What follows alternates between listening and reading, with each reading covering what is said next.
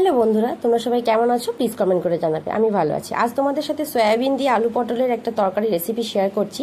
দেখো, এখানে সয়াবিনটা আগে থেকে সেদ্ধ করে রেখেছি, আলু পটলটা কেটে রেখেছি, আর মশলা হিসেবে আদা পেঁয়াজ রসুনের পেস্ট নিয়েছি। তো কড়াইতে তেল গরম হলে তার মধ্যে গোটা গরম মশলা, গোটা জিরে, শুকনো লঙ্কা, তেজপাতা ফোড়ন দিয়ে তার মধ্যে ডুমো করে কেটে রাখা আলু পটলটা দিয়ে নুন হলুদ তার মধ্যে ছড়িয়ে দিয়ে ভালো করে ভাজতে থাকবো।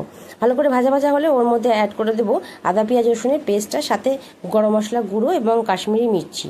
তো ভালো করে ভাজা ভাজা হয়ে গেলে তার মধ্যে আবারও আমি অ্যাড করে দেবো সয়াবিন যেটা সেদ্ধ করে রেখেছিলাম সেটা।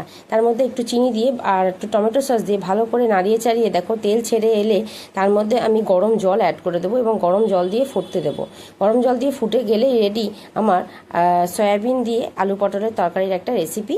এবং এটা রুটি লুচির সাথে খুব ভালো লাগে। আর নামানোর আগে অবশ্যই একটু ঘি ছড়িয়ে দিলেই খুবই স্বাদ হবে। তোমরা অবশ্যই ট্রাই করে আমাকে জানিও। Thank you.